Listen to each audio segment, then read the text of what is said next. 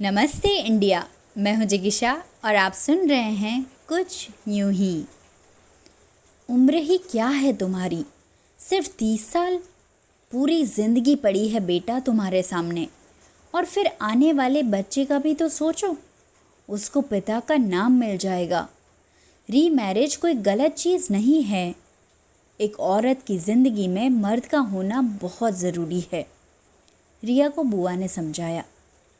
रिया के चेहरे पे कोई एक्सप्रेशन ही नहीं थे, जैसे वो कुछ बोली ही नहीं, जैसे कि उसने कुछ सुना ही ना हो। अंशुमन को गुजरे 2 महीने हुए थे और रिया की प्रेगनेंसी को 6 महीने। अंशुमन रिया का बचपन का प्यार था।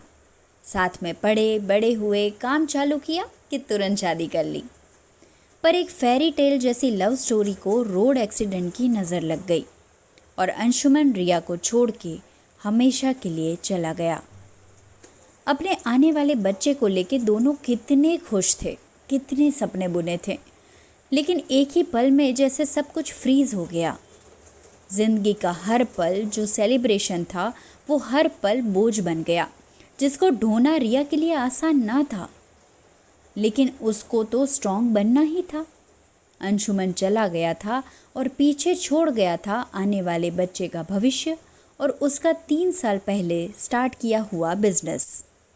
सब कुछ अकेले संभालना मुश्किल था, इसलिए सब रिया को दूसरी शादी की सलाह दे रहे थे। अंशुमन के अलावा वो जगह जिंदगी में वो किसी को नहीं देना चाहती थी, इसलिए शादी का तो सवाल ही नहीं उठता था। समाज शादी को एक व्यवस्था के रूप में देखता है, लेकिन रिया के लिए वो उसकी आत्मा से जुड़ा हुआ रिश्ता था। बचपन से वो अंशुमन के साथ ही जीती आई थी, अब वो उसकी याद में जीना चाहती थी। बाकी रही व्यवस्था की बात, तो उसको कैसे संभालना है वो देखना था।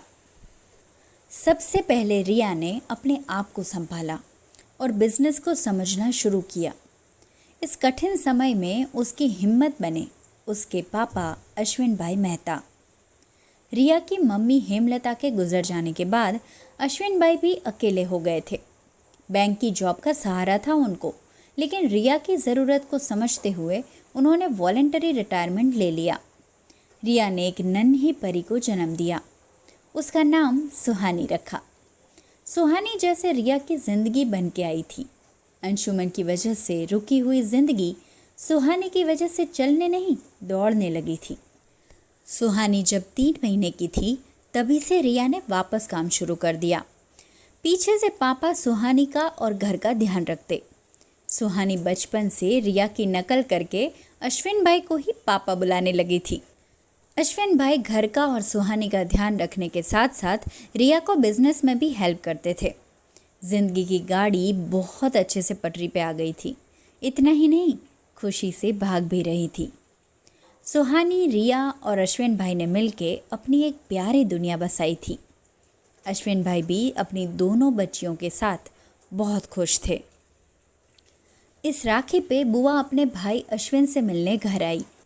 रिया के बालों में तेल लगाते हुए बुआ ने पूछा, कैसी चल रही है ज़िंदगी? रिया ने कहा, परफेक्ट। हाँ, वो तो दिख ही रहा है, लेकिन क्या तुझे कोई साथी की कमी महसूस नहीं होती? हाँ, तू अच्छा बिजनेस चलाती है, सुहानी की परवरिश भी अच्छी कर रही है, लेकिन मैंने बहुत पहले भी तुझे कहा था बेटा, एक औरत की ज़िंदगी में मर्द का होना बहुत ज़रूरी है। हाँ बुआ, मैं आपकी फ़िक्र समझती हूँ, लेकिन मेरे पास वो साथी है जो हर मुश्किल में मेरा साथ दे, और वो है मेरे पापा। जहाँ मुझे गाइडेंस चाहिए वहाँ गाइड बन के, जहाँ मैं भूल करूँ वहाँ बाप बन के, और जहाँ मैं लड़ खड़ाऊँ वहाँ मेरा सहारा बन के मेरे पापा हमेशा मेरे साथ है। सुहानी के लिए भी तो वो पापा ही हैं। He is the man of my life. तब भी सुहानी की बॉल से आउट हुए अश्विन भाई रिया से सुहानी की शिकायत लगाने आए, और रिया और सुहानी मिलके चीटर चीटर, पापा इज़ अ चीटर कह के डांस करने लगे। उन तीनों की मस्ती और खुशी देख के बुआ की आंखें छलक गई। उस दिन जिंदगी ने बुआ को परफेक्ट फैमिली का एक नया उदाहरण दिया। समाज जिस ढांचे को सही मान रहा है, ज़रूरी नहीं वो ढांचा सब पे लागू हो। सबके लिए परफेक्शन की परिभाषा अलग हो सकती है। रिया के पास मियाँ बीवी बच्चे वाली परफेक्ट फैमिली पिक्चर घर की दीवार पे फ्रेम की हुई नहीं है, तो क्या हुआ? उस घर की खुशियों की किलकारियाँ एक परफेक्ट फैमिली एल्बम से कम नहीं है।